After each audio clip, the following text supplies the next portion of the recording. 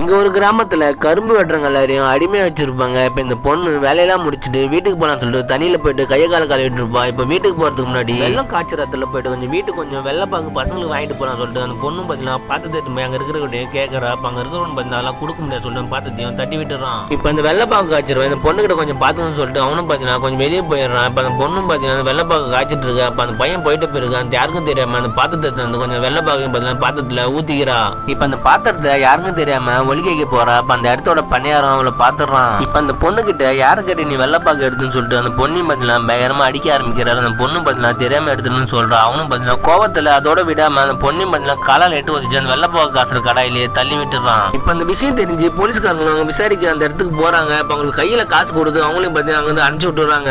இப்ப கூட அந்த ஒரு கான்ஸ்டபிளும் ஸ்டேஷன்ல வந்து இன்னொரு போலீஸ் கிட்டையும் நடந்த எல்லாத்தையும் சொல்லிட்டு இருக்காரு. இப்ப நம்ம ஜெயிலுக்குள்ள அந்த நம்ம ஹீரோவும் அதை கேட்டுறாரு. இப்ப நம்ம ஹீரோ ரிலீஸ் ஆன அடுத்த நாள் அந்த பன்னியார் தோட்டத்துல வேலை செய்ய ஜனங்க எல்லாரையும் பார்க்கறதுக்கும் போறாரு. இப்ப இருக்கிறவங்க எல்லாருக்கிட்டையும் இன்னும் நீங்க அந்த பன்னியார்கிட்ட அடிமை வேலை செஞ்சீங்களா, அந்த பொண்ணு இறந்தா போதா நீங்களும் ஒருத்தர் இறந்து போயின்னு சொல்லிட்டு அங்க இருந்து போயிடுறாரு. இப்ப நம்ம ஹீரோ அங்க இருந்து போனதும் அந்த பன்னியாரோட ஆளுங்க வந்து எல்லாரையும் மாட்டிட்டு இருக்காங்க. அங்க இருக்கிற மக்கள் எல்லாரும் அந்த பன்னியாரோட ஆளுங்களை அடிச்சு போட்டுறாங்க. அதை பாக்குற அந்த பன்னியாரம் தப்பிக்கலான்னு பாக்குறான். இப்ப அந்த பன்னியாரை விடாம தரன்னு இழுத்துட்டு வந்து அந்த பொண்ணு இப்படி வெள்ளப்பாக்கல தள்ளி விட்டு கொண்டானோ அதே போல அந்த பன்னியாரம் வெள்ளப்பாக்கல தள்ளி விட்டு கொண்டுறாங்க.